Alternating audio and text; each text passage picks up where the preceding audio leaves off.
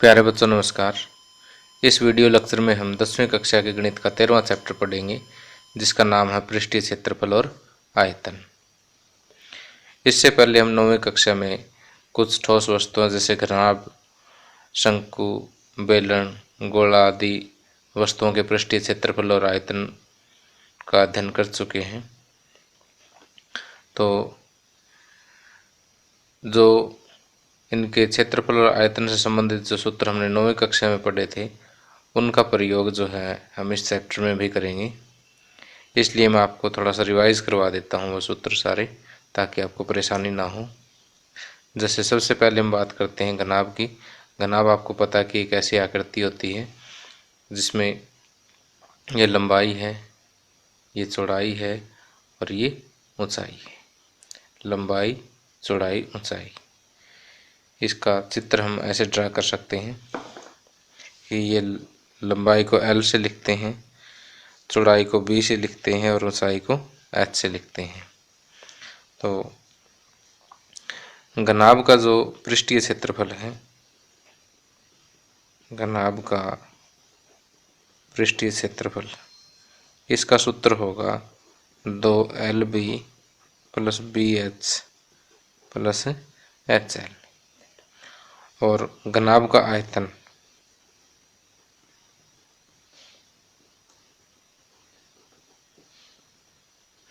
अब देखिए, पृष्ठीय क्षेत्रफल और आयतन दोनों में अंतर क्या है। पृष्ठीय क्षेत्रफल का मतलब, पृष्ठ का मतलब होता है सतह। अब जैसे इसकी सतह का क्षेत्रफल ये इधर हो गया, ये इधर से और नीचे से, यानी इसके जो 6 फेस हैं उन सभी का टोटल जो क्षेत्रफल है वो इसका पृष्ठीय क्षेत्रफल कहलाता है।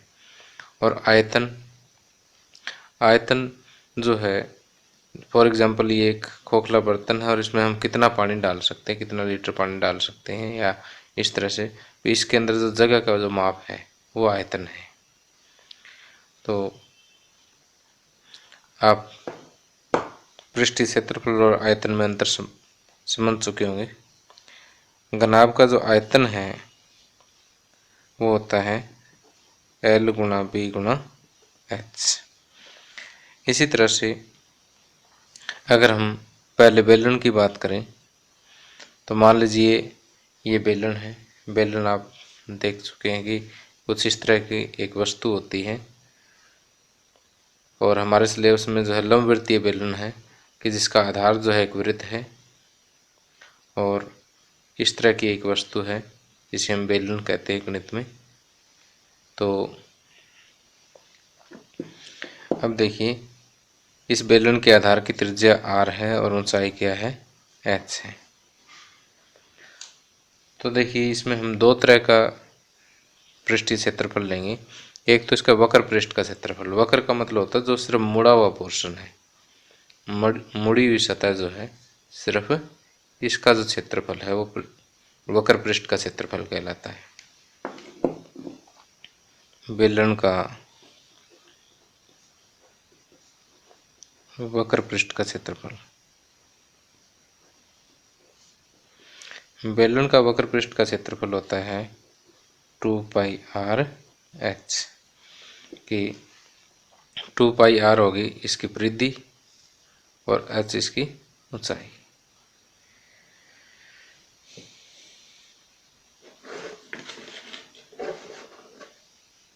और बेलन का कुल पृष्ठ का क्षेत्रफल, कुल पृष्ठ का क्षेत्रफल में जो दोनों तरफ वृत्त हैं उनका क्षेत्रफल और वक्र पृष्ठ में ऐड कर देंगे तो कुल पृष्ठ का क्षेत्रफल जो है ज्ञात हो जाएगा।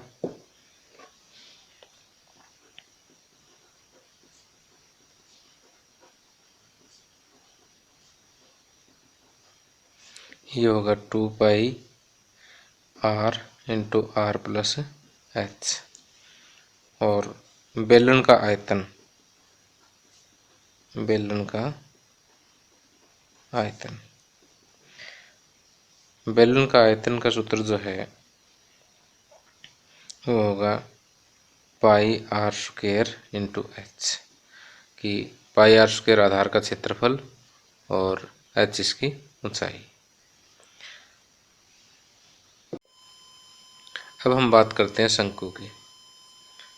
कि शंकु का आधार एक वृत्त होता है और ये जो मुड़ा हुआ पृष्ठ है ये इसका वक्र पृष्ठ कहलाता है। तो शंकु का वक्र पृष्ठ का क्षेत्रफल हम देखते हैं क्या होता है। तो देखिए, मान लीजिए हमारे पास ये एक शंकु है जिसके आधार की त्रिज्या r है। इसकी ऊंचाई जो है वो हम h मान लेते हैं और ये टेढ़ी जो ऊंचाई है इसको हम तिर्यक ऊंचाई बोलते हैं। तो शंकु का वक्र पृष्ठ का क्षेत्रफल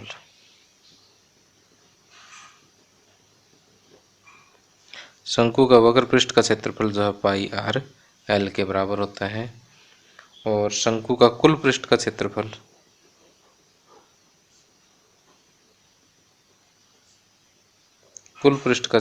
पाई r into r plus l के बराबर होता है। और शंकु का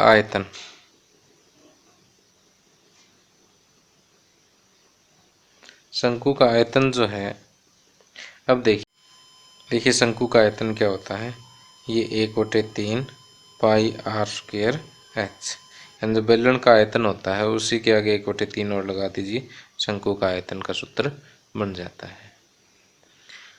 तो कहने का अर्थ ये है कि अगर शंकु और बेलन दोनों के आधार की त्रिज्या समान हो, ऊंचाई समान हो, तो शंकु का जो आयतन है वो बेलन के आयतन का 1/3 होगा। अब इसी तरह से आगे आकृति है गोला। गोला गेंद की तरह से गोल है, आप समझ ही गए होंगे, जैसे गेंद की तरह से गोल है ये चीज़। तो मान लीजिए इस गोले की त्रिज्या r है, तो गोले का पृष्ठीय क्षेत्रफल, इसका वक्र पृष्ठ का क्षेत्रफल भी वही होता है क्योंकि सारा पृष्ठ क्या है, इसका मुड़ा हुआ है। ठीक है, तो जो मुड़ा हुआ पृष्ठ है, सारा पृष्ठ इसका मुड़ा हुआ, तो जो वक्र पृष्ठ का है वही इसका कुल पृष्ठ का है। तो एक ही क्षेत्रफल पढ़ेंगे, गोले का पृष्ठीय क्षेत्रफल बराबर 4 पाई r स्क्वायर होता है। और गोले का आयतन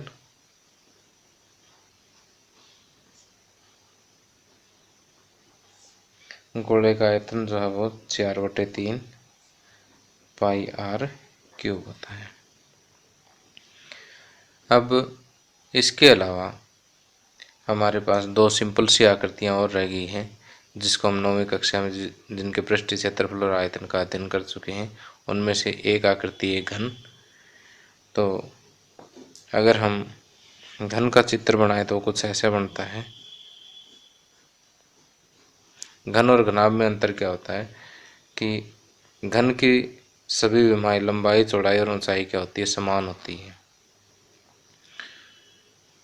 अब देखिए कि मान लेते हैं कि इसकी एक भुजा ए है तो सारी ए ही हो जाएगी। तो घन का पृष्ठीय क्षेत्रफल जो है, जैसे एक साइड का ए स्क्वायर हो गया, 6 इसके पार्ट हैं तो 6a स्क्वायर। और घन का आयतन a गुणा a क्यूब हो जाएगा। और एक बचता है हमारे पास अर्धगोला। ओके, अब अर्धगोला जो है, अब अर्धगोले का वक्र पृष्ठ का क्षेत्रफल, अब देखिए इसमें एक प्लेन पृष्ठ भी है तो इसमें हम दो तरह के क्षेत्रफल पढ़ेंगे, जबकि पूरे गोले में एक ही तरह का क्षेत्रफल पढ़ते हैं, जबकि अर्धगोले में दो तरह के पढ़ने पड़ेंगे, एक वक्र पृष्ठ का और एक इसका कुल पृष्ठ का क्षेत्रफल। वक्र पृष्ठ का इसका आधा ही हो जाएगा। अर्धगोले का वक्र पृष्ठ का क्षेत्रफल, अर्धगोले का वक्र पृष्ठ का क्षेत्रफल हो गया 2 पाई r स्क्वायर। और अर्धगोले का कुल पृष्ठ का क्षेत्रफल,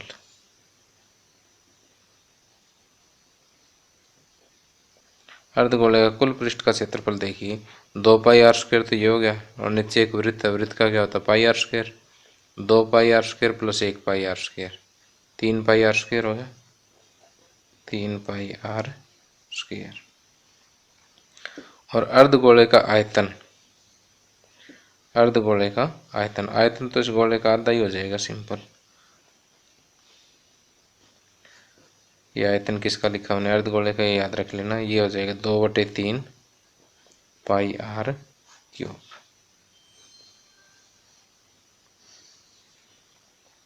तो देखिए सिर्फ ये वो सूत्र हैं जो हमने 9वीं कक्षा में, जिनका हमने अध्ययन कर लिया है।